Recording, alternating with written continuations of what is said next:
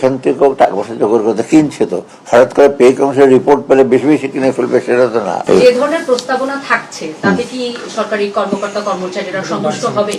আমাদের মনে হয়, আমি জানি না, আমার তো আমি কিছুই দেখি না এখন পর্যন্ত, ওনারা সব গোপন।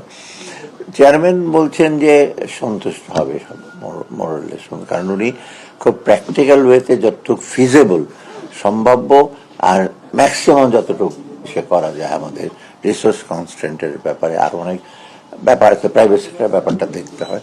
দেখে উনি বলেন যে মোটামুটি সবাই সন্তুষ্ট হবে এবং জাম্পটা একেবারে মানে ওনার দেখেছেন পণ্য থেকে কত কস্ট অফ লিভিং বেড়েছে, ইনফ্লেশন বেড়েছে, সেটা পর্যালোচনা করি। বেতনটা বাড়লে আবার বাজারের একটা প্রভাব থাকবে না স্যার? সেটা বাজারে এটা তো এখন আমরা প্রভাব কতটুক পড়বে এটা তো আমরা প্রেডিক্ট করতে পারবো না, তবে বাজারে তো এনশিওর করা হবে সাপ্লাই, যেটা আমরা এমনি ইন্ডিপেন্ডেন্টলি পে কমিশন ছাড়াও করছি। লোকজন আসলে যাই পে থাকো তবু যেখান থেকেও টাকা পয়সা জোগাড় করতে কিনছে, তো হঠাৎ করে পে কমিশনের রিপোর্ট পেলে বেশি বেশি কিনে ফেলবে সেটা তো না। এখন আর কিচ্ছু বলে না। ধন্যবাদ। স্যার আমার একটা ছোট প্রশ্ন, সেটা হচ্ছে স্যার এই যে স্যার টাকাটা যদি বেড়ে যায় স্যার, এটা কি পরবর্তী সরকারের উপর স্যার একটা বার্ডেন হবে স্যার? যেটাই হিসাবে পরবর্তী সরকার কি করবে, পরবর্তী সরকারের ডেফিনেটলি দায়িত্ব নিতে হবে। তো আমরা যেটা এসব বলে যাব বা ইসে করে যাবো, শুরু করবো বা ইসে করে, এটা কিছুই বলবো না।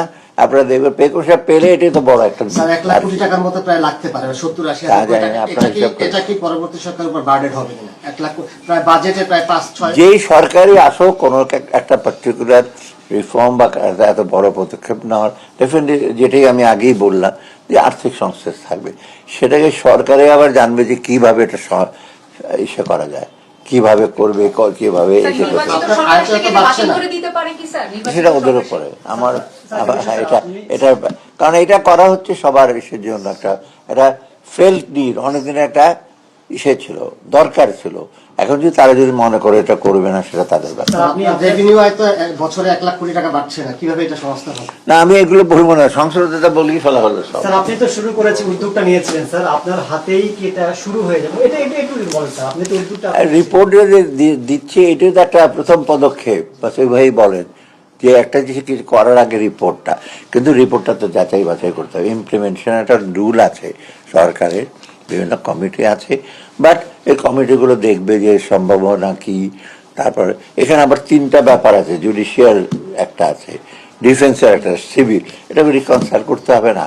এটার মধ্যে তো আবার ইসে থাকা ঠিক হবে না। 20 দিন আপনাদের আছে স্যার, আপনি যে শুরু করে দিতে পারবেন। না 20 দিন আমাদের করতে হবে কেন? ইমপ্লিমেন্টেশন তো করবে আপনার সরকার।